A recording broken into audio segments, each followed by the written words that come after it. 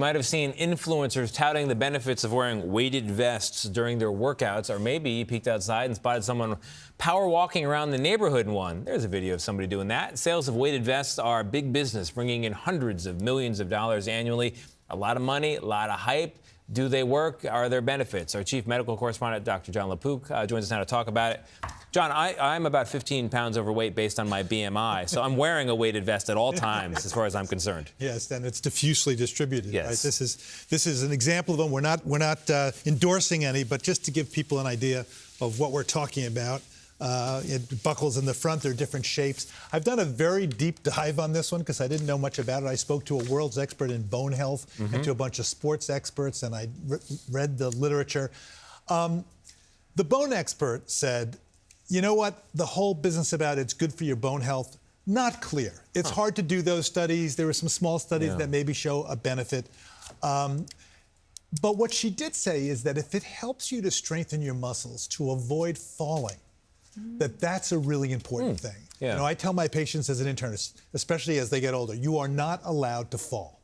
And osteoporosis, you know, thinning of the bones increases as you get older, increased fall risk. So if it helps with your posture, I tried it for a few days, by the way. You're supposed to start with about 5% of your body weight to just start to be careful. And then you can work your way up. And I had a little bit of discomfort in my back, not a big deal, but I did find myself throwing my shoulders back for posture. And if it helps you to sort of get out there and do exercise, you see people in the park. I did a little mini survey. I mean, there were tons of people out there with them. You know, I used to wear these when I was a figure skater when I was younger. So, you know, you're jumping up on the boxes because in theory, if you're weighted more when you jump in the air on the ice, it's a lot easier. But we would just wear it for a short amount of time. How long do you need to normally wear this to reap the benefits? So the recommendations are all over the place. You know, like at the very beginning, start light, like 5 pounds, 5% of your body weight. So if you're 100 pounds, 5 pounds. Yeah. And then just wear it briefly, you know, maybe a couple, 2-3 times a week. People have built up to, you know, several hours of walking with it, or maybe just, you know, 10 or 15 minutes. It's all over the place. The main thing is to not get injured. And one of the things that the sports doctors told me was, you know, if you wear it incorrectly, if it's not a good fit, it can put stress on your various joints, you know, on your knees and your ankles and your hips. And, you know, always listen to your body. If it hurts, don't do that. And